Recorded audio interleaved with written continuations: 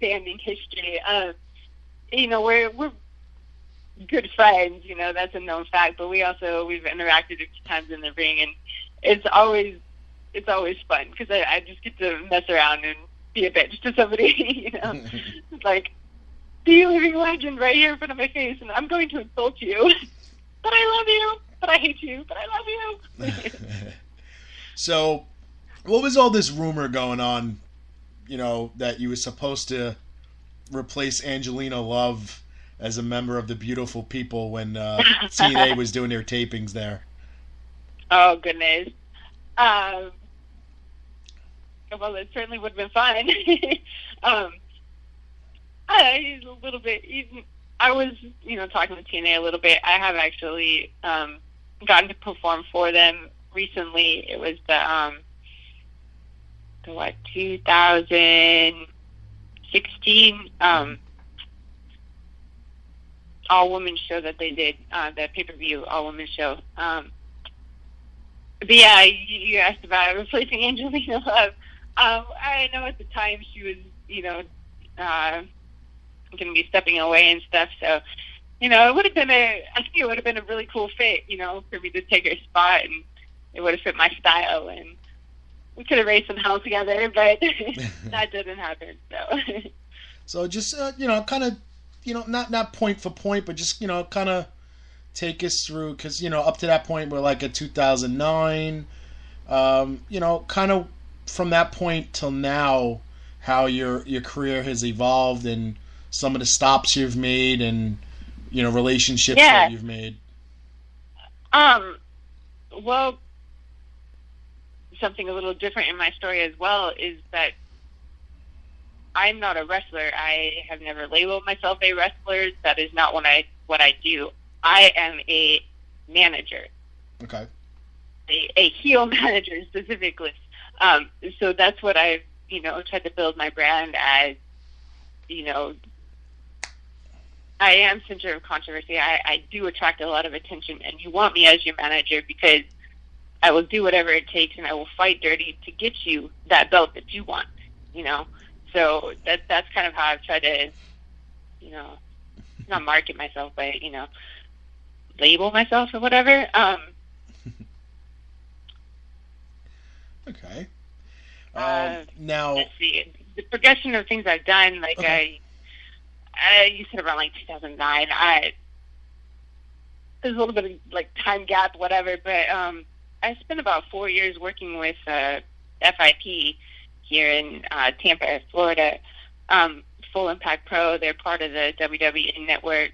I did a little bit with Dragon Gate for a short time, and then that kind of led me into being a main staple at FIP. Who did I start with there?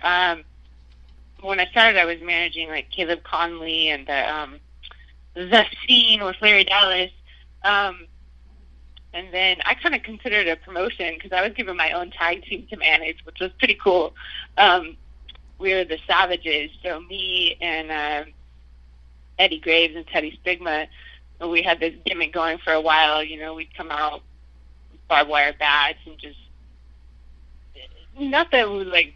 I guess you could fight the system kind of thing, Mm-hmm.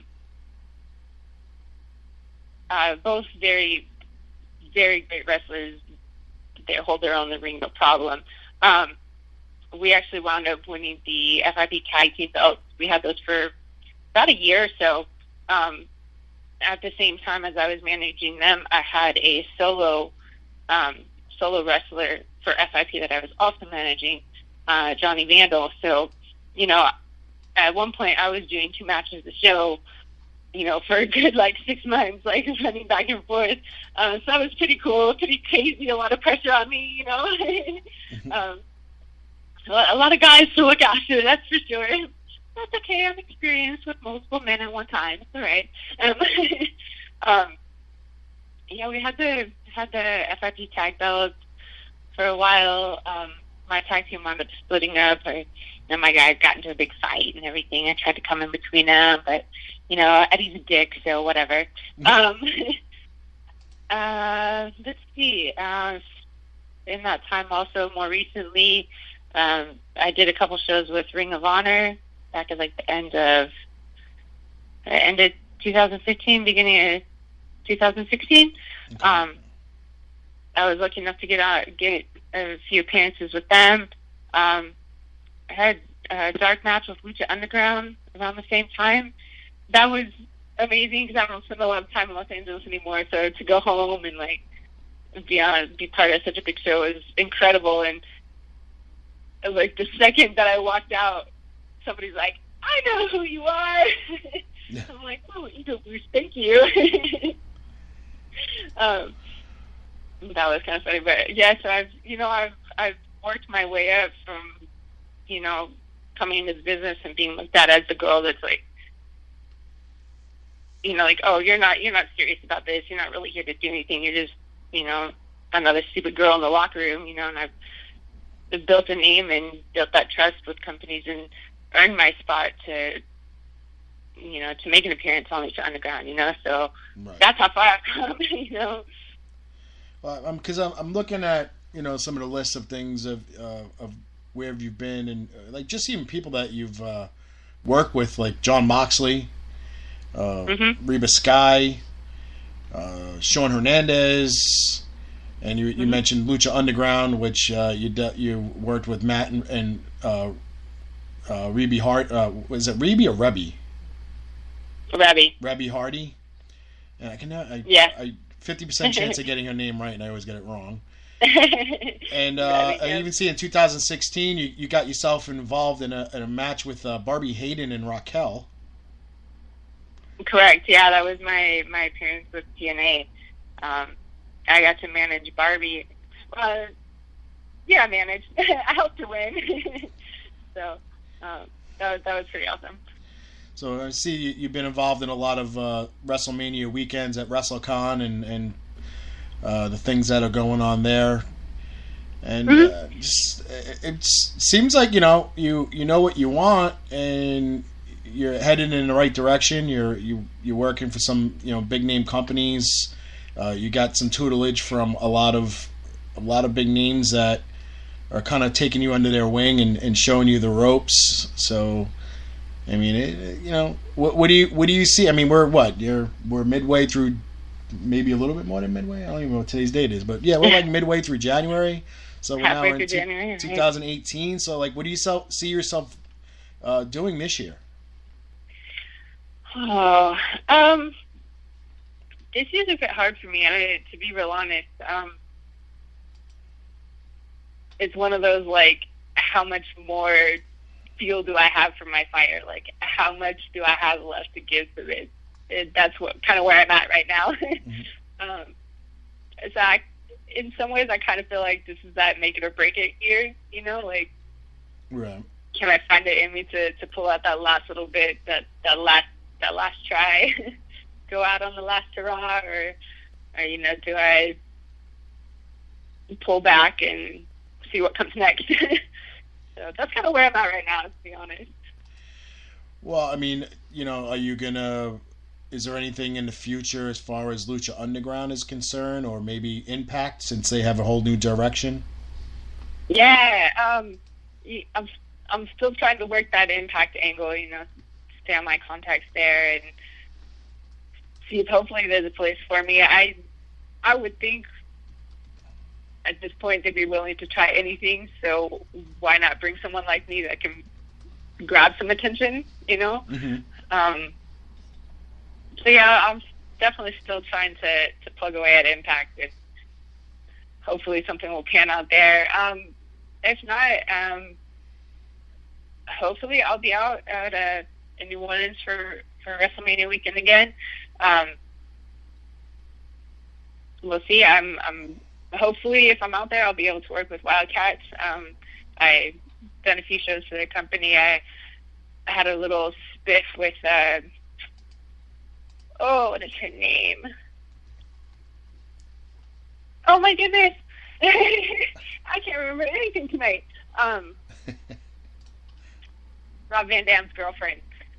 Katie Forbes, there we go. Okay. I had a little tiff with Katie Forbes, at Wildcats a while back, so, maybe we'll have round 2 during a Mania weekend. You never know. So keep an eye out for that. I'll let everybody know, via Twitter and all that good stuff, what happens. All right. Well, if you are in New Orleans, we will be there. Yay! We have 6 tables. We have pretty much the entire Impact Knockouts division. We have Sienna, Allie, Rosemary, and Chelsea Green.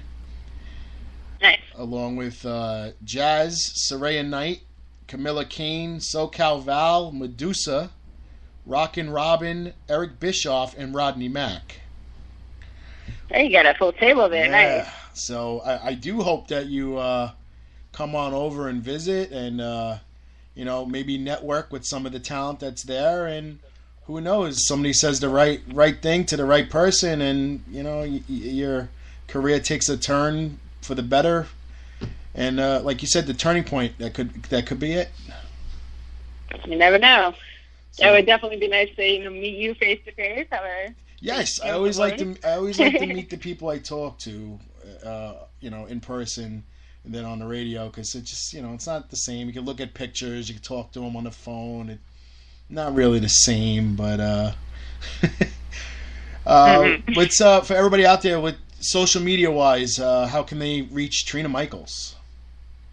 I'm definitely a big Twitter person. You can reach me there at Trina Michaels. Mm-hmm. Facebook, I have an account. I don't bother with it very much. Sorry. Instagram, you can look me up on there.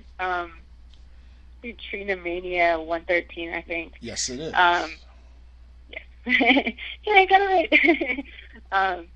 I held off on getting Instagram till I think about WrestleMania last year is when I finally broke down and made an account on Instagram.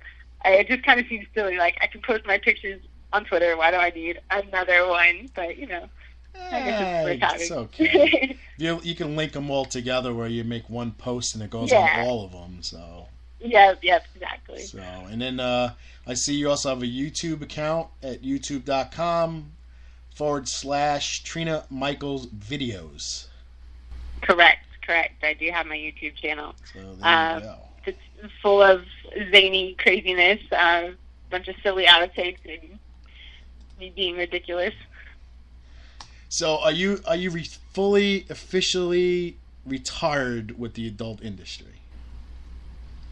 I always hate that word retired, whether it's adult industry, wrestling, or whatever. I hate that word retired. I don't think anybody ever is completely done. I haven't made a film since probably 2011. I don't really have much interest in doing one. Okay. If somebody's getting, $50,000, sure, why not? Okay, and I gotta ask you, have you ever been in touch with or met Jasmine St. Clair? No, I have not. She took a very similar career path with adult film, and she was in ECW for a little bit, and she did a lot of... Yes, I'm aware, but I have not spoken with her. So maybe one day your paths will cross, and you guys can exchange notes. Give me some advice. I would greatly appreciate it. Yeah, we never know. She was actually the very first guest we ever had on our show. Awesome. Back in 2013, so it was actually pretty cool. Very cool. So, but I do appreciate you giving us a call and giving us a little background about you, and like I said, hopefully we bump into you in New Orleans and we can, any way we can help you, we definitely will. We always like to help our guests, whether it's bookings or networking to people that we know. And thank you. And you never know. Maybe you'll be sitting at a Damage 365 Promotions table one day at a show near somewhere. Possibly. That would be pretty cool. I know one listener that Chino, who a big fan of ours, he would tell me all the time. He's like, bring in Trina Michaels. I said I'm gonna have him on the radio. He's like, no, I want to meet her. So